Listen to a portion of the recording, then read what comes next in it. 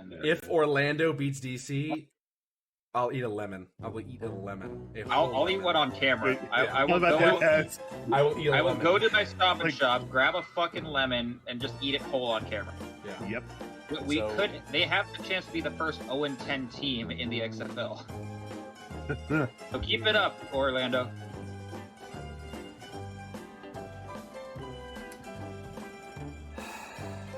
Me and my big fucking mouth.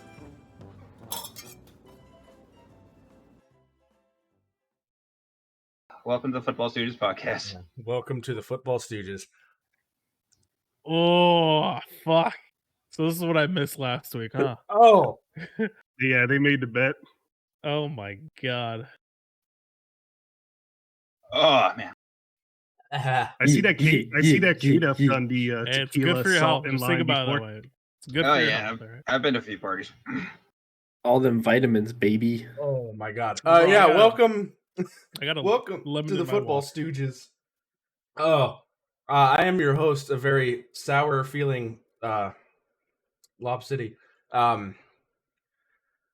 Yeah, so all hell's broken loose, hell's freezing over, whatever you want to say. The Browns are going to win the Super Bowl because DC dropped a game to the Guardians.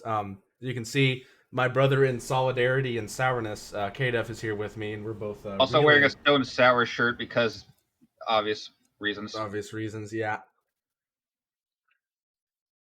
Going for another one. He's still going. Yep, just reaching in for a number. This is great. Christ. I'm having so much fun with this. As you can hear in the background, here come some of the others. The one and only Philly man himself that decided not to join us. So fuck you, Macedon. No, I did not make that bet. You're the ones that made the bet. I did not. Thought we were ride or die, buddy, and here we are.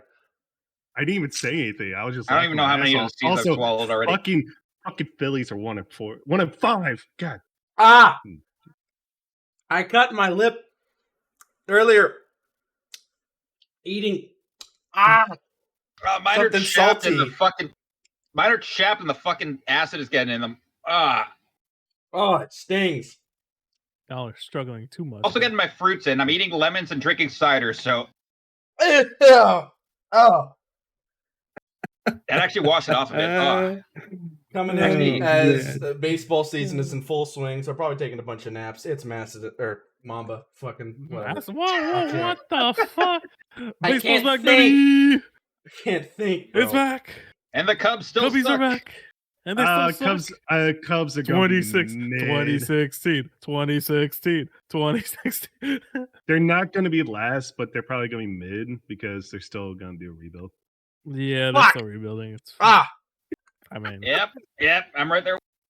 And last but certainly not least, the resident Packers fan, it's Gorlami. Hey, would you like some beer with your lemon? No. It says fucking Packers. call it too, a summer shandy, you know? Oh, no, so Get the I'm Lightning drinking a Busch Google out. Light. No, but the lemon, get it? Of course, the Packers yeah. fans drinking Oh, Busch yeah. Light. Ugh.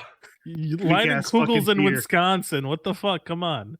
I literally live an hour away from the brewery. And you couldn't think of that? But Come on, it's bro. still weak ass beer. Fucking water. I've Bro, had it summer before. It's literally shandies like- are it's- good. No, I said It's like no, half Busch Light, beer, Busch half Light. lemonade, and it tastes like shit. They're talking Come about on, Busch man. Light, not summer shandies. Oh. Oh. Yeah, that's This also man Busch never Light. had a It's- this man never had a canoe paddler in his life. What the fuck is even a canoe paddler? Yeah, I don't I haven't know heard what of that that. is. It's a beer that Lightning Kugels makes. Actually, pretty good. Oh. I don't know. There's something called a rail back at like college I went to. It was fucking 9 liquors mixed into 1 cup. Oh. I got Bear's to, back. it was 2. I had 2.5 cups. I got told, "How am I not dead?" I feel like I'd just be shitting my brains out at that point. Oh, let's just say this: once I got to my dorm room and I closed the door behind me, right on the floor. Never thought I'd be using an alcoholic drink as a chaser. For those who are visually impaired and not seeing the YouTube video, basically Bassin shitting himself and falling into a bed. I didn't shit myself. I threw up, but not shit myself. I mean, I it's have- basically I have shitting yourself, proper- but the other way, you know. Yeah, he Essentially slide shitting out of his himself. mouth, obviously. It just went the wrong way. That's what I'm saying. You know, No, I went the right way. It's like the South Park episode, just shitting out his mouth. Tom know, Brady Lob. shit his pants in the game. you know, That Lob, you know, acid on K-Duff, this was bound to happen after I defeated my bet of downing a fucking bottle. You guys were bound to lose this one. Yeah, It was just I mean, I was already tempting meant to fate when I happen. said I'd eat a lemon if the fucking Guardians won last week. Thank And God I you're wasn't just here asking last for week it. to bet anything. Man, I would have bet like stupid shit. this shit is why I'm not a betting man. Also, that one time I went to a casino in Boston and lost my wallet. So And this Oh, podcast is would've- now sponsored by FanDuel. No, I'm kidding. if we're actually If only. sponsored on If sooner or only. later, that'd be amazing. I would have man, bet a bottle of buddy. champagne too. I would have Yo. chugged a bottle of champagne. Oh, This podcast is sponsored by the Dole Fruit Company. What? all right. Oh, Let's just get into it. As you probably can see from the video and from what we said last week, DC laid an egg, a fat egg. They dropped. Oh, it's still in my teeth. The lemon. Right there Oh, with the you. offense didn't Yeah. lay an egg. Their defense DC is Yeah, what you laid an egg. you eat that loss. Yeah, DC lost 36-37, their first loss of the season, and Orlando's first win of the season. The game ended on a failed field goal attempt from 63 yards from DC.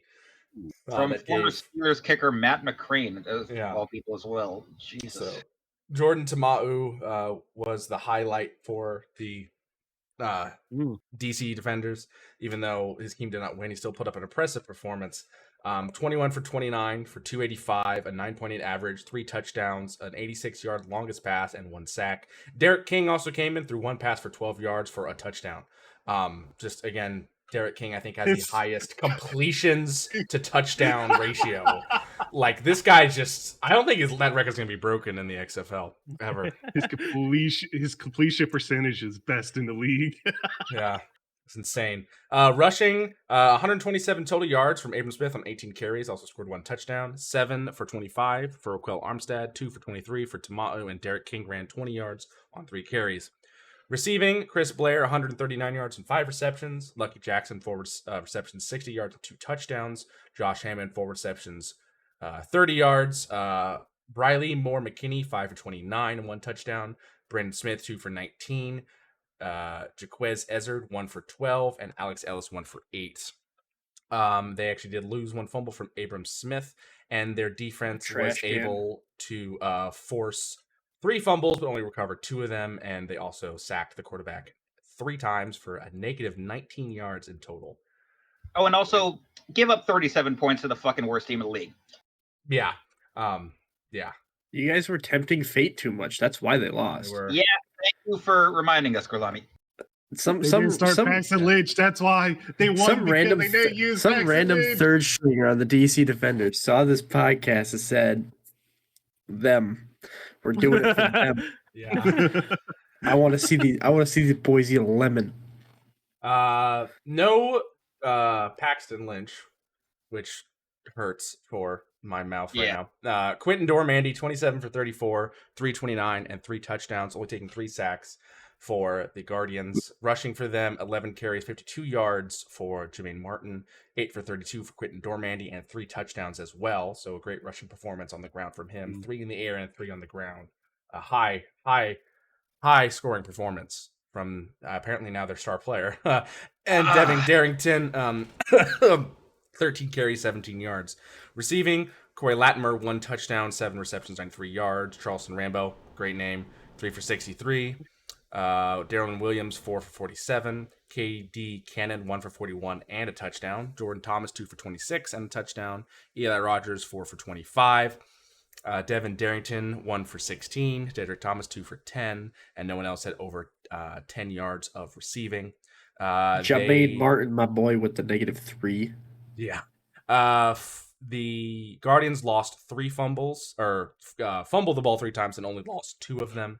And their defense caused no interceptions, only forced 1 fumble and 1 sack.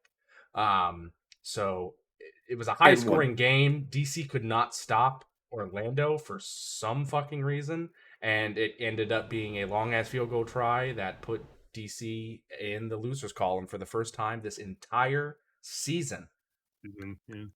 Yeah. Be right back. I gotta grab a package, but yeah, I mean, fucking take the L, defenders. Yo, fucking lemon heads, lemon crackheads. Call it a Yeah. fluke. Call it fate. Already reaping what I sow. Don't worry. Damn, he is built like a mattress. Yeah. What, did he say something or? No, Always he just that walked away. Always I know, that one but- Popeye's biscuit away from becoming a tight end. 1-5. Well, here I am, 6'4". Also, Kato, what happened? Fucking Did you boot squirt lemon juice in your camera because it is fuzzy as hell? I don't know what is going on with it. Let me just try to reset it real quick. I'll be right back. Okay. Oh, and there goes the whole stream. Oh, God. Oh, no. Oh, that didn't work. I think you just got to work on the focus is fucked for some reason. But anyway, yeah, that is the first ever loss for DC. They're now 6-1, and the Guardians advanced to 1-6. They probably still have very little chance of making it into the playoffs, but they will not finish winless, which is great. They're Comeback of only, the century. like, Just you wait. You're gonna eat those words, Dude, and then you're gonna be eating a they're only goddamn tomato. 3 games back. Yeah, It's a only 3 games back. tomato worse than this. How is a tomato worse than a lemon?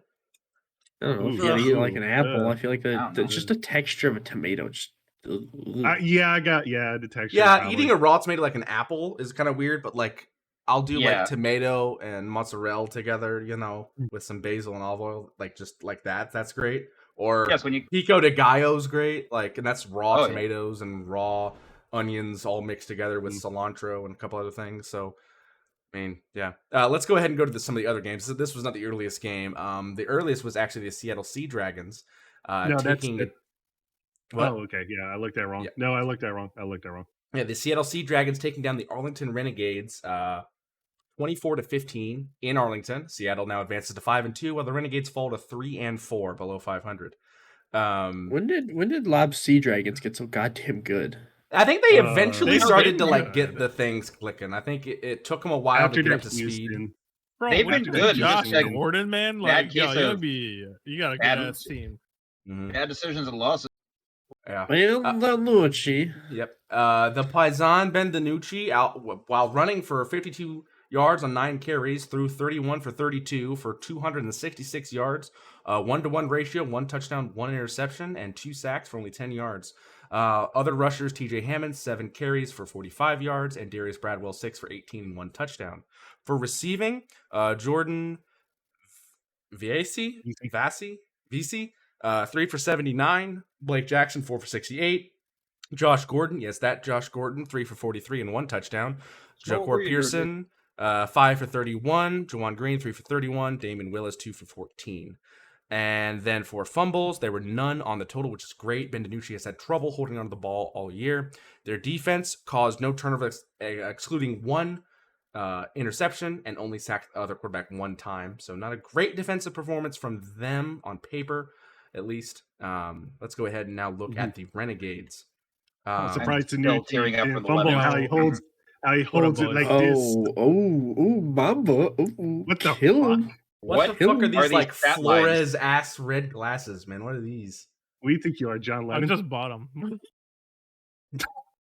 No, I bought them for a festival I'm going to, but Hail John Lennon! Hail John Lennon! What is this, like Elton? We got freaking Elton John's Bollywood version over here. Yeah. I'm surprised Ben DiNucci didn't fumble how he holds the football like this. long time. I'm still standing. Yeah. We're on a I'm a tangent. server Anyway, man. And then BMG YouTube copyright for more than 30 off. seconds of singing. there's no way that the YouTube automatic bots I know, are going to detect I me know. singing Elton John. It probably sounds like a cat dying over a fire inside a trombone rolling down a hill. I mean, that one time I sang the fucking Renegade song, it didn't pick it up. So Yeah. Renegade. The Renegades, their quarterback was Drew Plitt, 19 for 29, 213, no touchdowns, 1 pick, and 1 sack. Kevin Anderson also threw 1 for 1 for 5 yards, no touchdowns, no picks. Rushing, Devon Smith, 12 for 61 and 2 touchdowns. Letty Brown, 8 for 34, no touchdowns. Drew Plitt, 4 for 29, and Javon Payton also ran for 1 carry for no yards. Receiving, Saul Cannella, 4 for 64. Victor Bolden, 6 for 40. Devon Smith, 3 for 33. Tyler Vaughn's, 3 for 25. And everyone else had 1 reception. Caleb Van Der Esch, 18 yards. Juwan Whittington, 14 yards. Rennell Hall, 12 yards. Brian Acronato, 7 yards. And Nate Becker, 5 yards. As well as Liddy Brown and Javon Payton, both with 0 yards. They did not lose any fumbles, and their defense only forced 1 interception and 2 sacks. So, not a great game by the Renegades defense or the Sea Dragons defense. It was kind of an offensive-minded game, and in the end, Ben DiNucci and crew made it work. Mm-hmm. So, great performance from fucking Gorlami. Looks like the most just epitomized version of I drive a Ford F-250. My dad drives a Ram 1500. My dad drives a Chevy Camaro. God damn it, you. I can't see him. The Stevie Wonders. All I can hear right now is just. All I can hear right now is just.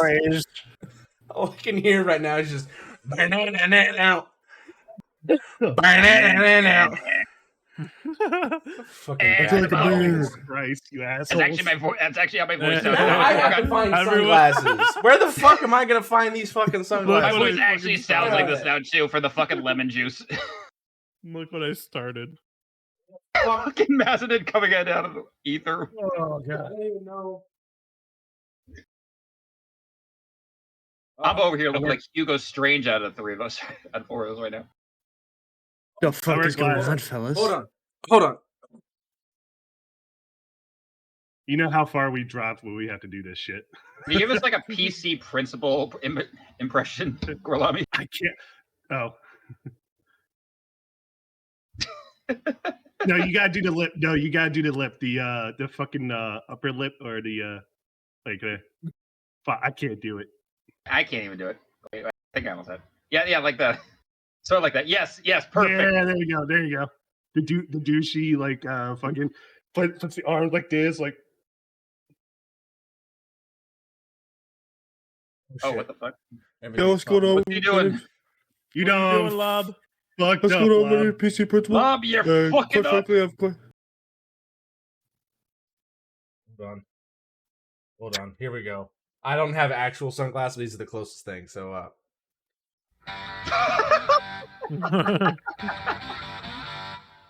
You look like a bitch. that matched perfectly with the fucking music. You look like a bitch. Oh god! All right. This is how far we've gone down. Look at Gorlami's Gorlami looks like the guy that you see on Facebook. That's just unapologetically overly conservative and comments on everything. You know, I ain't wearing Nikes no more because of Colin Kaepernick. I ain't drinking Bud Light products no more because of what they just did. I ain't doing this and then, and then takes selfies at this angle, just looking down, and he's obviously in the bed of his Chevy whatever. So, yeah. Actually laying down in the bed of my long bed F-150. What? But then after that, I'm sorry, don't talk to people that don't drink more than 5 Coors Lights before 9 a.m. No, Those okay. are people Then hold who on. drive Dodge Rams. Those are the people who drive. Mamba looks more like the really.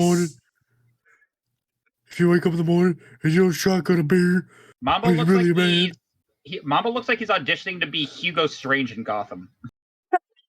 He really does. He does look like Hugo Strange. K-Duff kind of looks like a really hipster IPA judge in some weird ass beer contest. this motherfucker drinks IPAs and that's his personality trait. It's got a I nice, can't help it. That's it's got a all nice fucking small New England it is anymore. maltiness. Mm. You brew this with You can quinoa? really taste the apple cider in this. It's just it's not straight gin. It's a beautiful intergalactic taste of what the New England area is really like. You could taste You the smoke. honestly have no idea how actually accurate you are with fucking beer connoisseurs in New England. You could taste the cum out of the IPA. Leave it to Mamba to take it way too far. Bro, IPAs are trash, dude. They're literally In all trash. seriousness, I do not drink IPAs. What did you just Fucking say? can't stand them. You can Honestly, repeat that one, sir? Gorlami looks like the IPA's guy that's wearing trash. sunglasses at 9 p.m. driving home buzzed from the bar, and then the officer pulls him over and he goes, license and registration. And Gorlami's like, what's the officer problem? No, officer, it's hi. How are you? Sir, I swear to Sir, drunk I just officer, had a I'm little- not God. And now listen, I saved the best for last. Mastodon looks like a really depressed, recently divorced 40-year-old soccer mom. Oh god. That's fucking terrible. Sorry, those are mom Absolutely sunglasses. terrible. Those are like big, wide, round mom sunglasses. We're gonna be late You to know school. why? Gorlami has the Because I same have to wear glasses, bro. the fucking glasses. Yeah, I have to try to do that too, but I can't. So then we just look like this. Now I look like fucking Mr. Mackey from fucking South You Park. look like you're about to ask for the manager at Burger King because you got like Who one, like asked 13 for the less manager at cents on your Burger burger. King? Master, Who the apparently. fuck? Oh Wait, my what? god. all right. Anyways, Let's get back into it. we're talking. Yeah, we're we talking need about to some get back football. on track. Listen, alright. we're gonna talk about some XFL football. We got you for 2 hours right now, big fella. Yeah, let's talk about my Vegas Vipers. Vegas Vipers is the best. Oh team. god, I still had lemon damn- juice in my hands. God damn Oh you. fuck. Oh my god. This episode's a Alright. shit show. It already is. I have to This take how these off far- because I this can't how far see we- anything. That I fucking cannot stunk. see You dropped. anything. Yeah, this is why you're such a pansy. This man couldn't Brahma's even handle. Vipers, Listen, alright? if you don't wake Move up on. at 7:30 in the morning and drink a beer, what? Another beer, what? 3 beers, what? 4 beers, what? And then a fucking White Claw. You're a son of a bitch, I tell you what.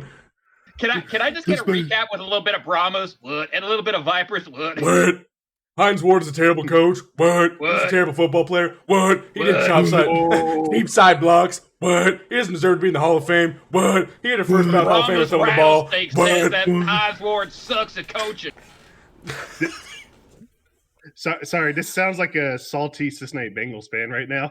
Bro, I'll say this to the day I die. Heinz Ward was one of the dirtiest players in the NFL. Period. Like He was. he was still a very good receiver. I'll give him that. But at the same time, like he developed up there such a with- reputation for just blindside hitting people in the neck. Like, So up with Perfect and Kiko Alonso and oh yeah, he was no. But the good thing at is that from a linebacker, you partially expect it, even though what Burfict did was over the top. But like from a wide receiver who would blindside block people don't see that. across the field, no, you don't see that. That's out of the blue. You might see a wide receiver do what Schuster did to Vontez Burfict every Oh, now and yeah, then, but yeah. not Yeah, constant. Not But you constant. wouldn't see- Heinz Ward would like hunt out the best player in the enemy team on an interception or just on a blocking play and kill him. Like he did that to Darrell But, Revis multiple times. Something like that happened But, in this game, actually. Kurt Bankert, or whoever it is that plays for the Brahmas, their QB, got drilled, oh damn, taken out for like a series, came back and finished the game. Found out he had like 3 cracked ribs afterwards. Like he had his fucking Jesus. Kurt Got the- Schilling bloody sock game. And, Got the Mike White hit out of him. yeah. Yeah. Let's start with the Brahma stats. Again, as we're saying, Kurt Brankert was in the game for a bit and then was eventually replaced by Juwan Path before Brankert You gotta came say it in back. your stone cold voice. Stone Cold No. Steve. I'm not going to do it in Stone Cold. No, we've. All right, Jabon Pass, 2 for 6, 32 No one yards. can understand you. No one can understand you. It's The coming out man more like who Sounds like Randy you're Newman. gargling vape smoke in the middle of a shop. Like It's coming out more like Randy Newman. I'm The only expecting you to thing- go into a rendition of "You've Got a Friend in Me" for a second. The only thing I'm gargling is this Busch Light. That was the most womanliest drink of Busch Light after a Steve Austin impression I've ever seen. I'm drinking this Busch Light. This podcast is for nobody. But Oh for my- my own entertainment. So this is what happens when Solder Smoke. I had Solder Smoke the whole day. All right, so let's get back into As soon it. as you said that, I had a full freaking sip of that beer in my mouth. It almost went on the computer. It would've Oh, been man. bad. Good old lead in my body. Kirk Benkert, 22 for 31 for 179, 1 touchdown, 1 pick, and 3 sacks. Juwan Pass came in while he was injured for a bit. He went 2 for 6 for 32 yards and 1 sack. For rushing, Jacquez Patrick, 12 for 20. Kirk Benkert also ran for 7 yards on 2 carries, and John Hamilton 2 for 3. There was only 1 touchdown in the game. It was scored by Kurt Benkert to Fred Brown. Fred Brown also had 2 for 22 on receiving. Landon Akers 6 for 75. Jacquez Patrick 4 for 45. Alzi Mack 3 for 28. John Hillman 6 for 24. And then Travis Tovorin 1 for 12. Yeah, real quick. Side note: Gorlami looks like he went to the Capitol riot. Good lord! Yeah, all right. You're damn right. I did. I had to say that. No. We don't want to be held liable for this shit. Taking over this country. Oh boy. For fumbles, both Terrell Bonds and Kirk Benkert lost a fumble that was recovered by the defense. And then for San Antonio's defense, they were able to force 1 fumble, which they did not recover. And they had 3 sacks for negative 18 yards on the opposing quarterbacks. For the Vipers, 1 quarterback in, Jalon McClendon, 21 for 31 for 264, 2 touchdowns, no picks, and 3 sacks. A great performance from him. Rod Smith, 7 for 39 for rushing. Jalen McCleardon, 8 for 25. As well. You said it right the first time ever you McClendon. Jalon McClendon. Sorry. John Lovett, 9 for 17 and 1 touchdown on the ground. And then Brian Burt, 4 for 6. Guess who's dyslexic on this podcast? I'm reading it too fast, and I've already downed some whiskey because I've had to chase something with the fucking lemons. So Yeah. for receiving, I had like 3 beers before this podcast started, What? and I've already. It shows. Typical. Dude, we're having a great time. For receiving, Matthew Sexton, 4 for 72. Geronimo Allison, 3 for 49. Sean Price, 3 for 46 and 1 touchdown. Rod Smith, 3 for 36 and 1 touchdown. Jeff Bidet, 2 for 31. Brandon Dillon, 2 for 12. Brian Burt, 1 for 10. And Cam Sutton, 2 for 9. There was 1 fumble that was recovered by Jalon McClendon. He did not lose it to the defense. For the Vegas, they were able to force 1 fumble and 1 interception, which helped them to also win the game, and they also caused 4 sacks for negative 35 yards in total. Overall, that's my Vegas Vipers. Overall, Vegas being able to score more than 1 touchdown helped. San Antonio only scored 1; the rest were field goals. Yeah. So Vegas was really able to push it in to the end zone when it mattered. And San Antonio was not. San Antonio is starting to look worse and worse, and Vegas is starting to look a little better. But again, I would rate them as kind of even teams, even though it was a 12-26 win for the Vipers. And The fuck you just say about my Vipers? I mean, I gotta say, who'd have thought that fixing all of the Vipers' problems would just be trading Luis Perez away? I mean, not having Huntley as your quarterback. Yeah, that's true. Yeah, some teams had to move on from their quarterbacks. Vegas didn't figure that out until now. So, yeah. Moving on to the final game of week number 7. It was the St. Louis Battlehawks at Houston on Sunday at 2 p.m. I'm happy they're not doing super late games. So that was really nice to get that going. Yeah. But St. Louis comes out with the win. They are now 5-2 on the season, and Houston drops to 4-3, 1 game above 500. And Houston was a team that started out the season undefeated until they met DC, right? Seattle. No, Seattle. Oh, Seattle. Yeah, Seattle knocked them off. Yeah, so Ben DiNucci knocked him off, and then DC knocked him off, and now AJ McCarron knocked him off. So they're on a 3-game losing streak. And pretty sure DC knocked him off twice now. But AJ McCarron is also they lost 1 game to DC. They lost 1 game to Seattle, and then 1 game to St. Louis, as we see above. Yeah. They are on a 3-game losing streak after starting out 4-0. They're 1 game away from 500, as I aforementioned. So not great for Wade Phillips and the Roughnecks. So best to be trying to figure out something to do here because it's not looking good so far. Houston won the game again, 24-15. They advanced to 5-2. Houston drops to 4-3. Let's go ahead and look at the stats. And another Very good game by AJ McCarron. 26 for 34 for 222 yards, 3 touchdowns, no picks, only took 3 sacks. His backup, Nick Tiano, also came in later in the game, went 1 for 2 for 5 yards. For rushing, Brian Hill, 11 for 53 for 4.8 yards. Mateo Durant, 4 for 8. And then AJ McCarron also ran for 5 yards on 4 carries. For receiving, Darius Shepard, 7 for 70 and 1 touchdown. Brian Hill, 3 for 28 and no touchdowns. Hakeem Butler, 4 for 27 and 1 touchdown. Jake Sutherland, 4 for 26. Gary Jennings, 2 for 26 and 1 touchdown. Marcel Aitman, 2 for 26.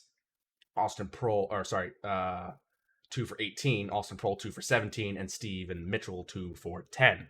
As far as fumble goes, both were lost by Brian Hill. He fumbled the ball twice and lost both to the defense. Bench him.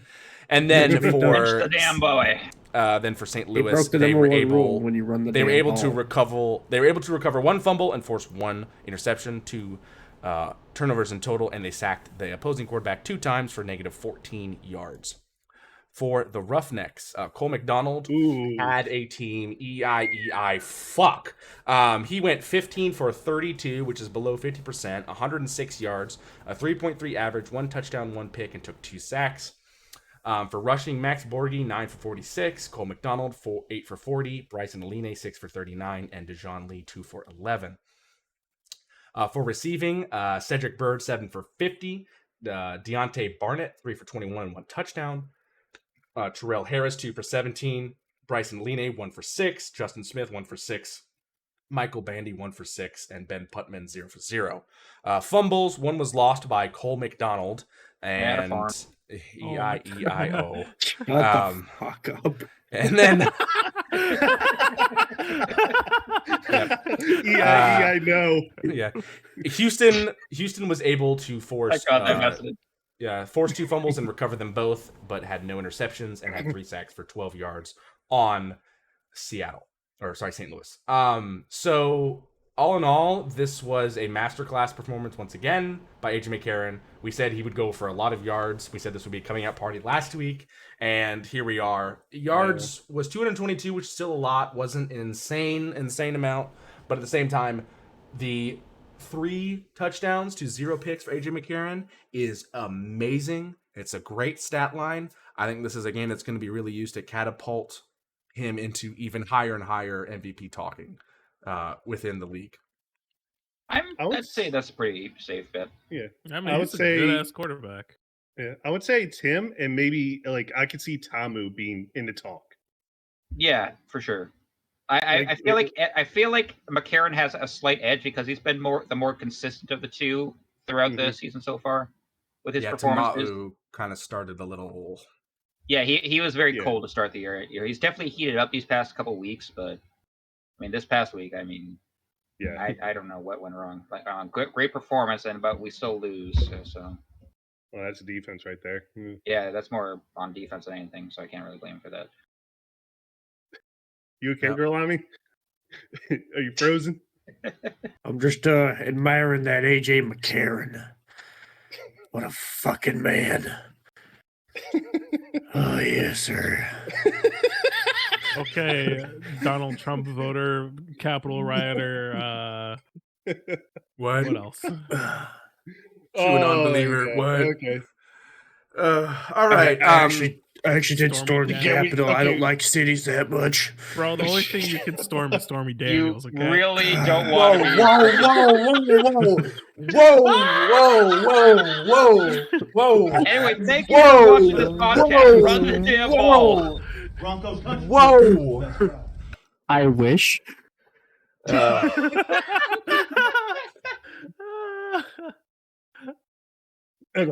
Do you This want podcast is now the property of the FBI, I guess. I don't know. Gorlami, you have agents coming to your door in the next 15 minutes. Yeah, bring him home, brothers. And he's gone.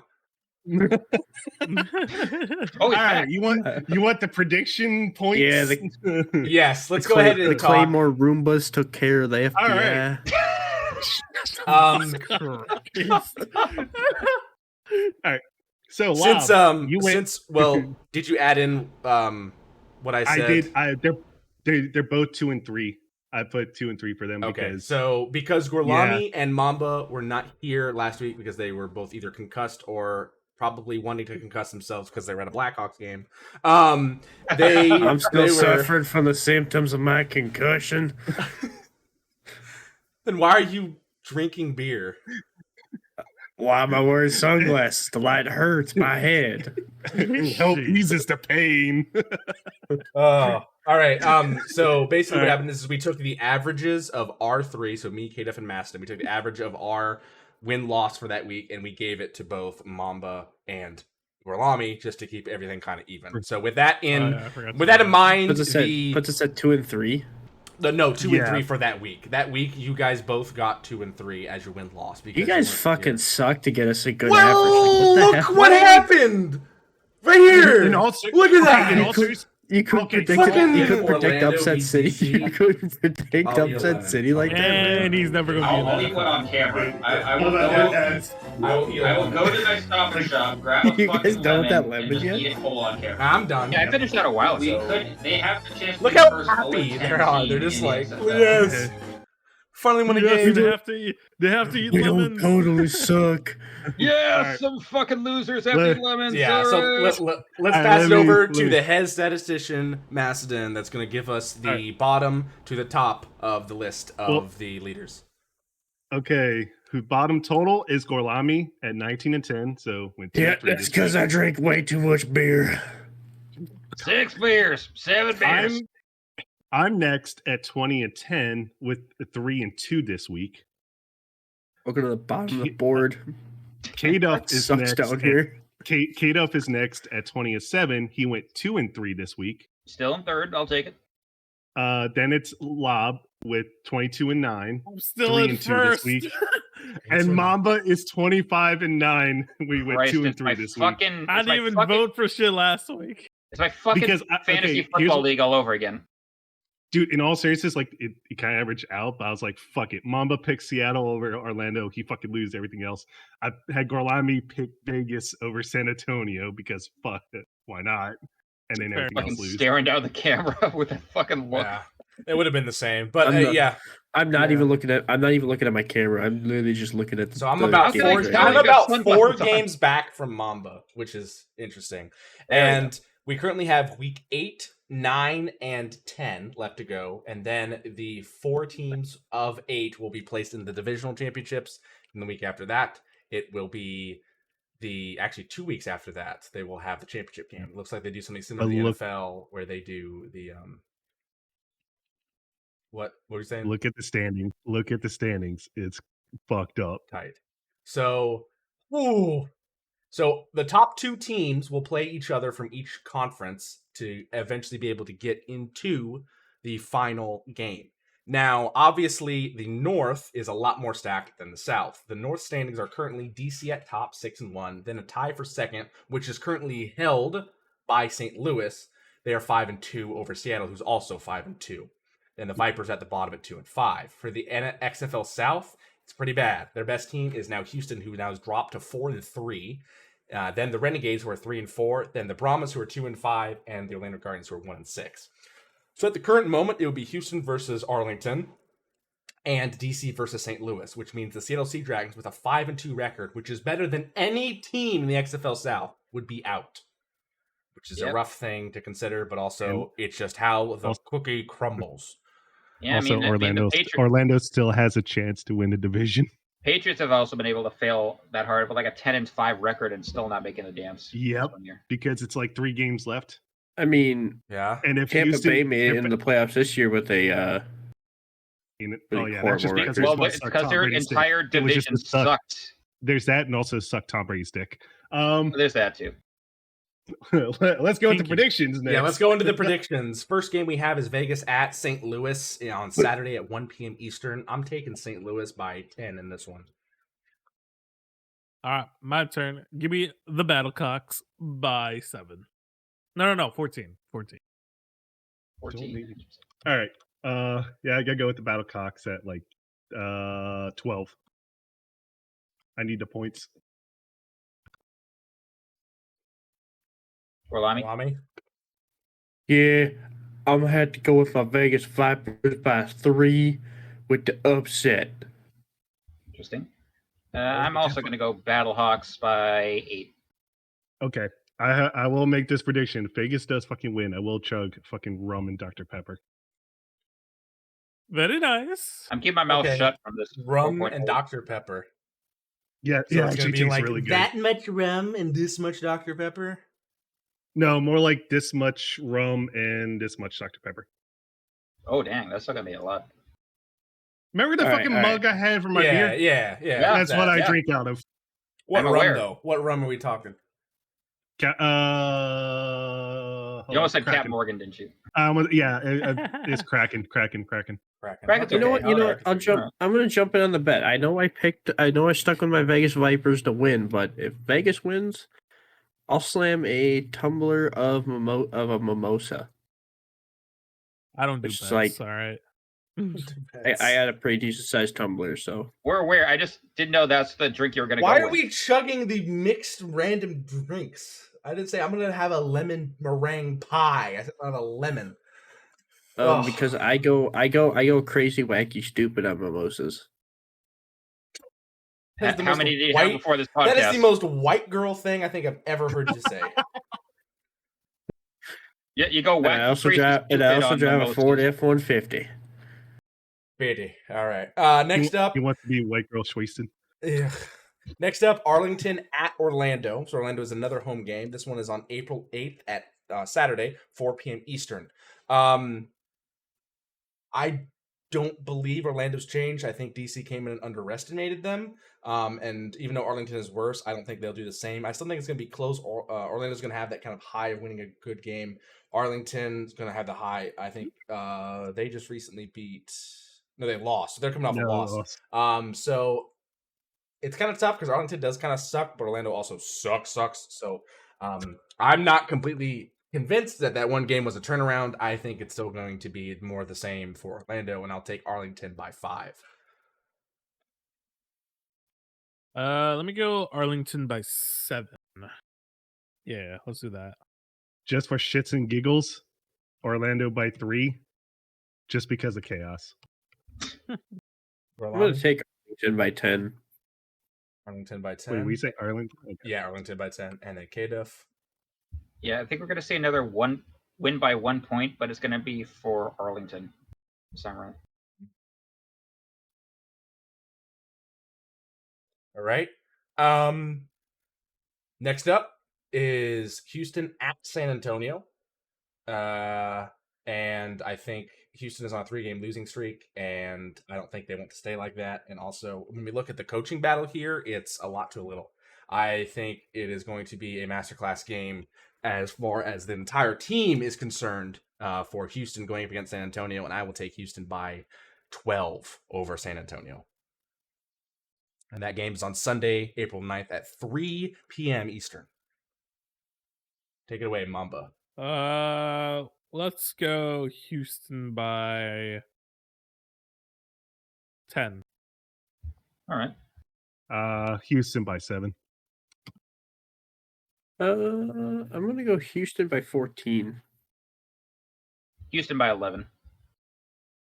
Right. It's Houston's around the board. Houston around the board. So well, we already said it. Hines Ward sucks at coaching. So. Yeah. And then finally, again, they're planning great games for the final game of the week, which I love. Next up is the DC Defenders, who are now defeated in one game. They're not undefeated anymore.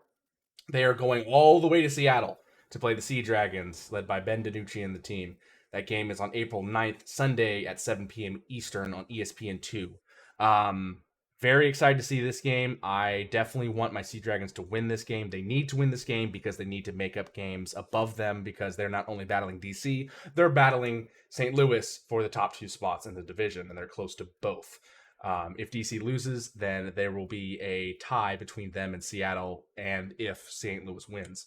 So, in this case, I'm betting for my team, Seattle Sea Dragons, to win the game by 3. Oh, this was a tough one. I still like DC in this, and I think... Oh, actually, I think Sea Dragon, last time these two matched, Sea Dragons won, but I'm going to go DC. I'm going to stick it. So let's go by 3. DC by 3. Wait a minute. DC beat Seattle earlier in the season. Oh, then still DC by 3. Whoops. Oh man, this is actually a really tough one. I guess I'll go DC by 2. Ew, it's gonna be close. Yeah, I mean, You know what? For once in my life, I'm going to side with Lob on this one. I'm taking Ben DiNucci, the Italian Stallion, and his Sea Dragons by 7. Attaboy. I feel like the Defenders are going to try and rally from this loss and come back and win. Probably not a big win, I'd say by 6, but still a win. But they are playing at Seattle. True. But, I mean, they've beaten the Sea Dragons once before, so why not again? Will Ben DiNucci have that dog in him? Tune in Sunday. Make Find sure out. he holds on to the ball while That's just Sunday, make sure right? he I doesn't can't fumble while he really holds see the my ball. screen Yeah, right now. it's I will Sunday not at lie. 7. I can barely see right now. This is rough. Take off the sunglasses. I can't. I will be the last one standing. I will be the last one standing. Or the last one standing. The only two glasses Alright. that are Lob and Maston's. This Regular is my ones. personality trait now. You know Alright, what? Fuck it. That puts together the Week 7 wrap up and Week 8 prediction for the XFL. Get the real glasses on, boys. We'll now move on to the free agency recap since our last episode. Why don't you go ahead and give it to us, K-Duff? Oh, it's good I got my reading glasses on for this one. It's not very much shorter because we're much closer to the draft now, and all like the biggest names have gone. There's probably only like a handful of moves left to be made, especially with the cap space for some teams that are like less than $5 million right now. But there have been a few things. For example, Bears have lost a few pieces. Running back Darrington Evans has signed with the Colts, and safety Deion Bush signed with the Chiefs.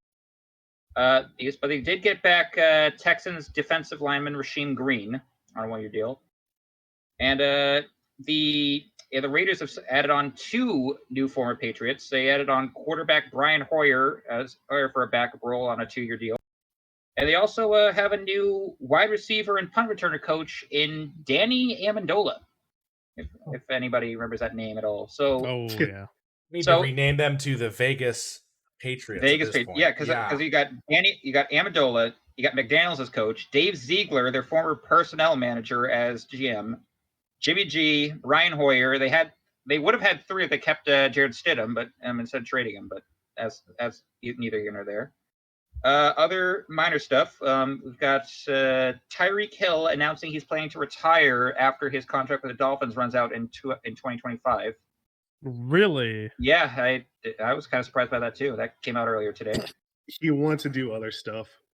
Yeah, I mean that's the other thing though. That seems so soon too. But yeah, we'll talk about that in a He'll second. be 31. Yeah, go ahead and finish, K-Duff.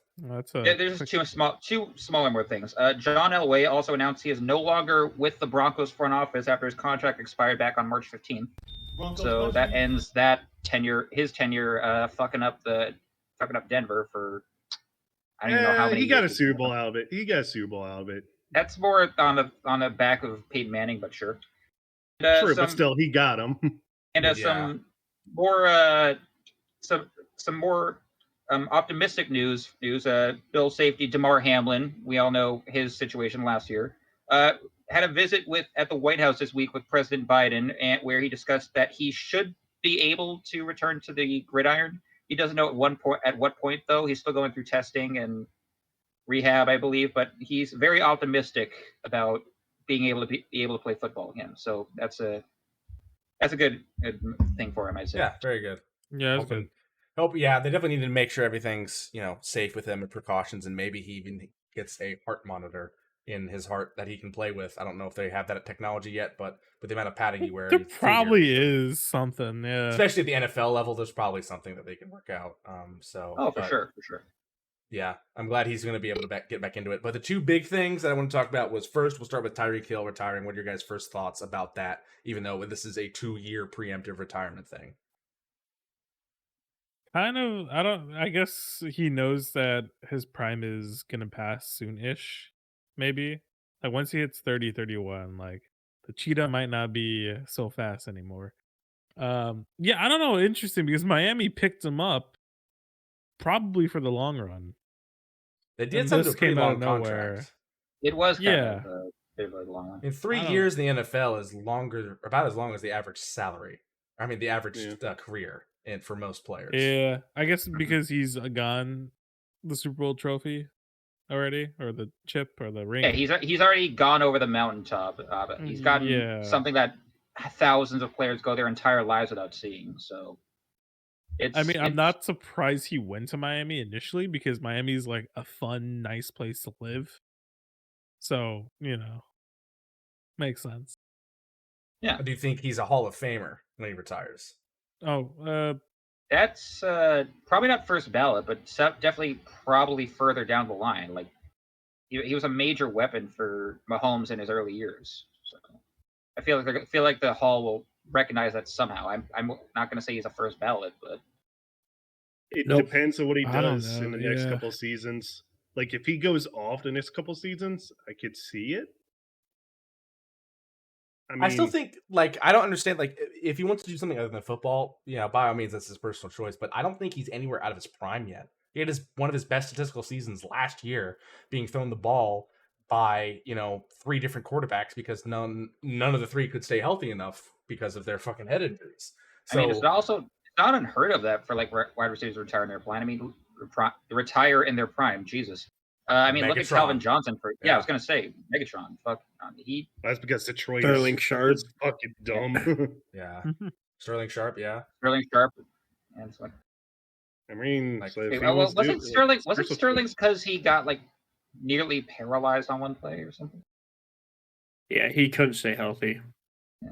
That's a different reason, but, like, yeah, Tyreek Hill has not Tyreek Hill hasn't had major injuries that have really sidetracked his career. He's been the fastest guy in the NFL year after year after year, and that will eventually slow down. Maybe he's concerned about that. Maybe he's concerned about losing his athleticism. But then again, a lot of receivers have played super long and still been very good. Like Jerry Rice wasn't athletic when he was on the Raiders. He was still very good because he was an insanely good route runner. He had great hand skills. He knew where to be at the right time. But also, I think the majority of Tyreek Hill's game is relying on his athleticism, which isn't a bad thing. But when that fades, what's left? Also, not every injury is also a death sentence anymore. I mean, look at OBJ. He's torn his ACL twice and still has been playing pretty decent for his age. Yeah. I don't know. Maybe he's hanging it up too early. I think he needs to reconsider.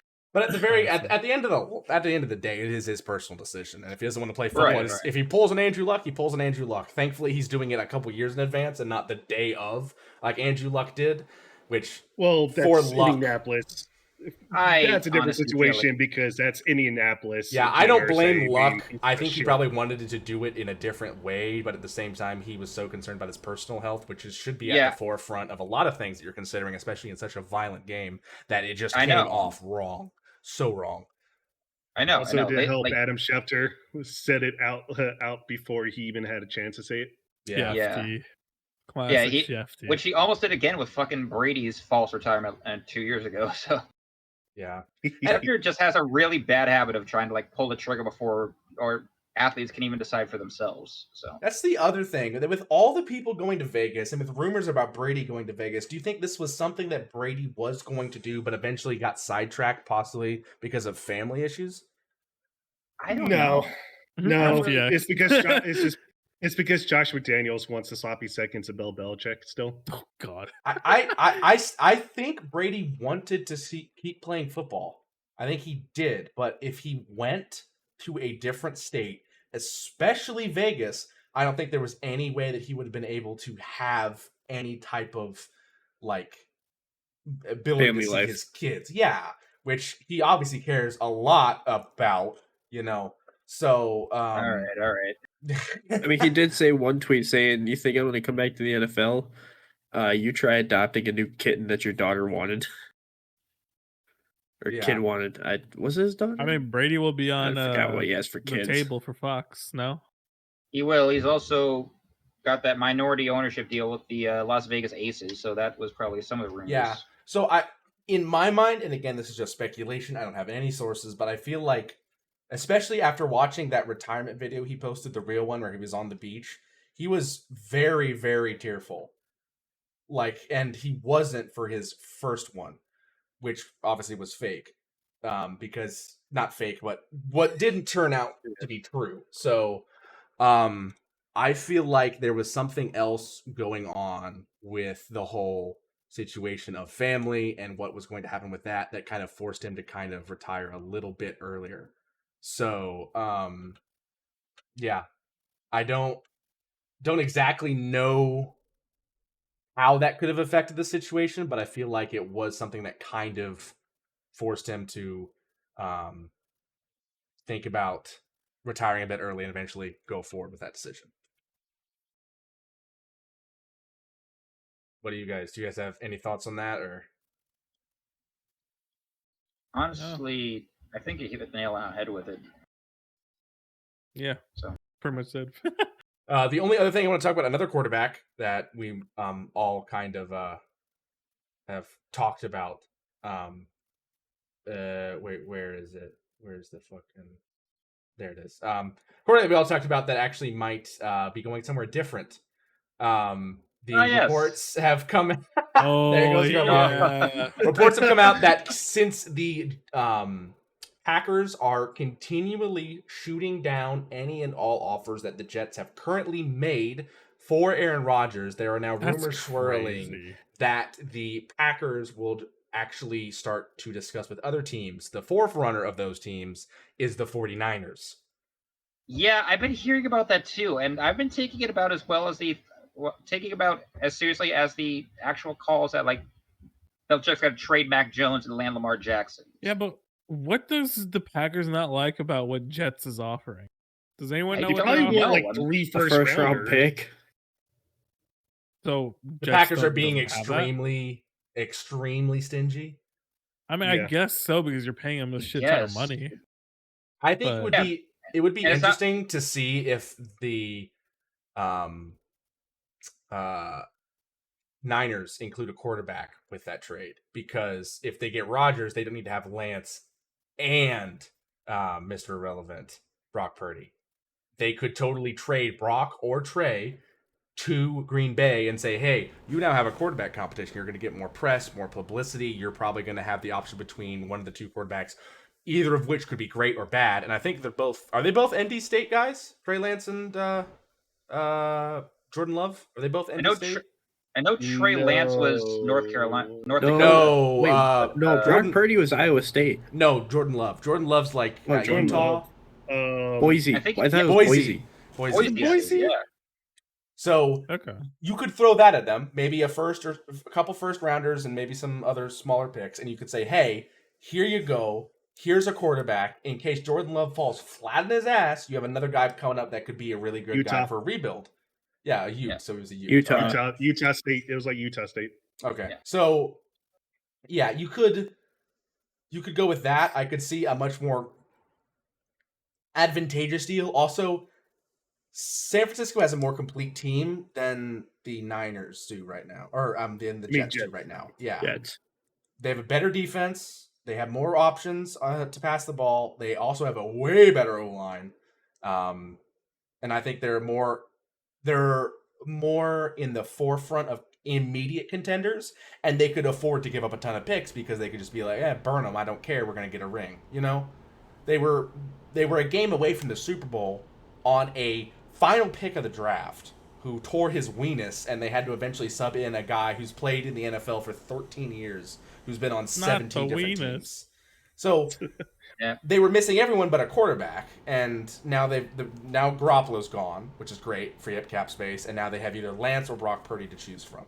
And why not have Brock Purdy, like I was saying last year before Brady retired, why not have Brock Purdy learn from one of the greats? Instead of Brady, now it's Rodgers. That would be a great situation for him, or even Trey Lance, either one. Yeah, because currently 49ers have no mentor figure in the QB room. You've got Trey Lance who's going into year 3 and has not played much. You've got Brock Purdy going into year 2, and then you've got Sam Darnold who needs no introduction, and other than being Mr. Mono Boy. Yeah. My thought process is going to be Green Bay. Why are you trying to go in win now mode where you can't really go in a win now? You haven't done. No, they need to rebuild. I think Yeah, they they want need to more. rebuild. They're being Yeah, greedy. Thing They is, like, want more. They're green being greedy. You heard Yeah, that, Gorlami? You're being greedy. Yeah, I'm not being greedy. I don't have any shares in that Packers organization. Okay. I mean, and who says Yes. Green Bay has to let Rodgers go? They could have him sit on the sidelines and rot until his because they're deal's getting over. tired contract? of this same song and dance. They've gone for like 2 to 3 years now. They Like, also are they that going to has trade to be- Rodgers? They or are could they be gonna... petty. They could do this. They could be petty. They could hold Rodgers to his contract, and they could say, you're staying in Green Bay, and you're sitting on the bench, and you're rotting here, and we'll pay the contract. We'll screw our organization, but you tried to screw us, so we'll screw you back. You're not getting out of here. And they could do that to Rodgers. That could. would be Just, like, a hold him stupid hostage? move. That'd be That'd be Yeah. stupid because they just screwed themselves again. They would- did, they would yes, just they screw would do him. that, but Fired. I would not put that above the absolute shit show that has been Green Bay Packers officiating and organizational skills. They have constantly had the worst negotiators and the worst managers to player interactions ever. I mean, that's true. I mean, I've lost track of how many times I've seen Packers fans call for Gutekunst's head from like between drafts, decision making. I don't know if watching all his decision making just come unravel the second the playoffs roll around. That one episode of South Park where Eric Cartman was trying to become an athletic director might be a better model for the Packers to follow because theirs is so bad at this current juncture. Wait, They do you don't know mean how to talk to their players. Nothing. Do you mean the episode where he tried to make like a Like fucking basketball student association? athletes. Yes, that one. Yeah, Oh, that yeah. one. Jesus. Gorlami just looks pissed. Go ahead, Gorlami. But he's pissed because he knows I'm right. The relation between Yeah. general managers and the Packer players is awful. It's so bad. I'm gonna blame it as a side effect of being the small market team of Bullshit. Not a small market team. Shut the fuck up. It is the most historic They're and the prestigious only- organization in sports. The Well, at fucking least in football. championship And the only- Lakers trophy and is named Celtics after are one of kinda- your coaches. It's Fucking Cincinnati only- could and the actually only call f- themselves a small market. Yeah. Yeah. We And the have only Skyline fan-owned- Chili, Graders, fucking ice cream, and La Rosa's Pizza, and nothing else. You have the whole league's final trophy is named after some old son of a bitch who ran 16 power 37 times in a game. Gorlami, go. run the damn ball, baby. Exactly. Okay. say it every week. And the only thing the Shut up, Bengals are going to be It seems running like- is Joe Mixon's ass in jail because now they're fucking. Wait, I thought that Joe Being the Mixon stuff was only- already taken care of. Being No, the no, only no. organ. Oh, Jesus Christ! What was that? Let Gorlami go. Nope. Let Gorlami go. Nope. Where is it? Where the fuck is it? That was Damn it, Brittany Mahomes. dude. No, he's This one. focused. I'll wait. I can be patient. Fuck. No, it's not here. I thought it was here. It's not. How many fucking inserts do you have? All right, go ahead, A Gorlami. lot. So I mean, I feel like it's like a drawback of the Packers being the only like what is it fan? What would it be called? Fan Fan-owned. owned? Yeah. Yeah, you're Fan-owned. shared out like stocks essentially. Yeah, we're shared out like stocks, and it's like okay, we don't have that one person. You guys need to call who's there Jordan who Belfort actually. to fucking work this out at this point with the stocks that are going on, dude, in your team. You need Yeah. an Jordan actual Belfort. owner. I feel Yes, like Jordan because Belfort with no could owner, do a lot better. all the power is to your general manager for the decision. And when he completely disregards the fact that all your fans are also owners, so you're just like, they're just moaning about my awesome decisions. I'm just gonna go trade off all our wide receivers and just draft linebackers in the first round. I mean, it's cool to have a fan-owned organization, but at the same time, it is so inefficient bureaucratically. It really is. So how does firing work if it's fan owned? Like, does the fans decide to fire someone? There is a board of trustees that is actually the owner body, and it's like a bunch of different people that have the highest stake in the company, and they're all minor business owners. So, yeah. So Joe Schmo off the street in Green Bay that bought, one share in the company doesn't really own it. He's just paying money out of his pocket in order to own some part of the team, which means absolutely nothing except you get put on the waiting list as long as this 2-year-old's Christmas list for season tickets, which you or your grandkids won't get. You just gotta like hope And the board and fires the him only like they did chance to Willem Dafoe and Spider-Man. and the only chance you really get to get those shares is if the Packers win a Super Bowl, and yeah. When was the last time that Uh, happened again? 2011. And you're still looking for how many first-round picks for this guy that got you? Only one Super Bowl in. I have not been 18 paying years? attention anymore and pops because it just Quaaludes daily. And drinks It just- kombucha. it hurts so much to where I just don't care anymore. I'm just done.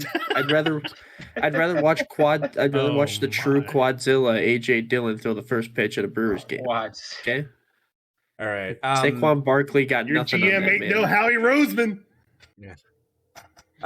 We're gonna go ahead and I feel like we need to pick up. We need to pick up Cronwall as our GM so we could find us some hard hitters. He's gonna draft Quay Walker again somehow. Just watch. Quay Walker. So We're gonna beat the just shit some out of of the some athletic upcoming trainers. weeks. Just you watch. We talked about this before the podcast started about what the next couple of episodes are going to look like from us, the Football Stooges, to you, our loyal viewers. So next week will be our next week will be our final preseason wrap-up episode. We'll be covering NFC West. Today we're covering AFC South. Then that will take us to the 13th of April. The 20th of April is the week before the draft. That will be our draft pre-show. We'll still talk about the XFL and everything, but we'll definitely talk about a bit about the draft and recent things around that and some combine things. We're not super Mel Kiper hyper focused on this, but we'll have some fun with it. Then we are currently tentatively planning on the 27th to do a live stream of the entire draft. Whether or not we actually have the first round. That is the 27th. I don't think we'll be going much into the second. We'll probably just do a first round, and then we'll recap some of the draft on the next week, May 4th. So I was gonna say that weekend I'm gonna be busy, so I can't do that. But I'll be on down for the we'll first talk about night. that later. Yeah, we'll figure out something we're gonna do with the draft. We'll talk about because again, the draft, the first round is Thursday the 27th, which is the day that we record. We record on Thursdays, and the episodes are now being brought to you on Fridays because I'll be editing them immediately after the episode. So we'll get those out to you a bit quicker. So yeah, that's the current plan. But for now, let's go ahead and dive into the AFC South. And what better, and by better, I mean worse place to start than the Colts. Indianapolis Colts season recap. A big fat, I'll give him a 1. We'll give him a 1 because of Jeff Saturday, because I love seeing Jeff Saturday coach because it was fucking awesome. But other than that, bad. Other than that, it was bad. They had Frank Reich, who was awful. And then Jeff Saturday came in, was interim coach, and who actually did a bit better, but then they also choked away the biggest lead in NFL history by 33 points to the Vikings. So, Matt Ryan strikes again. Yeah. Matt Ryan. That's more Jeff Saturday than Matt Ryan. Any given Saturday, man. Matt Ryan can't move anymore. Matt Ryan can't hold on the ball. Their offensive line had so many injuries. I thought it was the Bengals from last year or even this year. They Honestly, couldn't block. He was choking so hard. Joffrey Baratheon was trying to help him. It's that fucking bad. Yeah. It was not good. This was probably one of the worst seasons in Colts history. They lost so many games they shouldn't have lost. They were part of the worst game in NFL history, which was that Thursday night stinker that was like 6-9 or something. Country, let's ride with the Colts straight to the glue factory. It was bad. But anyway, that's over. Matt Ryan has officially left the team. He actually is probably going into broadcasting because he did an amazing job at that during the playoffs. So the estimated cap that the Colts have left is about $20 million. So let's do that's Matt Ryan, Phillip Rivers, Carson Wentz, Jacoby Brissett. And I feel like we're blanking one more. Carson Wentz? Nope. No, we already said Wentz. Carson. It was Matt Ryan, Carson Wentz, Phillip Rivers, Jacoby Brissett, Andrew Luck. I feel like there's one more in there. But I think so. Phillip Rivers, they went to the playoffs with Phillip Rivers. Yeah. Phillip Rivers is a dog. Phillip Rivers is a good quarterback. He just couldn't ever get a team around him to do well. He's also very good at making babies. That's true. When he left San Diego, he probably took half the players or half the team's fan base, which was just his immediate family. Yeah. The next generation of the Rivers. Yeah. Anyways, the Colts in this Colts in the upcoming draft, they have the 4th overall pick, which at that point there still could be a quarterback around, so they could have a a quarterback room of C.J. Stroud, Bryce Young, whoever, plus Gardner Minshew and Nick Foles. They could have all three of those guys in one room, which would be crazy. They have Foles back on the Colts. Yeah. Huh. Yeah. I don't know how I missed that. Yeah, I see him. Nick Right Foles. there. Nick Foles, Gardner Minshew. And damn. then they also have the number 35 pick in the second, third round, a 79th pick, a fourth round, 106, 3 fifths, 138, 162, and 176, and then no sixths, but 2 sevenths, 221 and 236. Their highest paid players, they have about 8% given to Shaquille Leonard, another 8% to DeForest Buckner, and another 8% to right tackle Braden Smith. Then 5% to both Ryan Kelly and 5% to Quentin Nelson, who should be being paid more. Quentin Nelson is one of the better guards in the league. But I guess guards don't get paid that much. So they are paying a lot of money to big guys. Only one of these guys is not on the line, either offense or defense. It's Shaquille Leonard, who's an inside linebacker. Then you have defensive tackle DeForest Buckner, right tackle Braden Smith, offensive center Ryan Kelly, offensive guard Quentin Nelson, and defensive tackle Glover Stewart.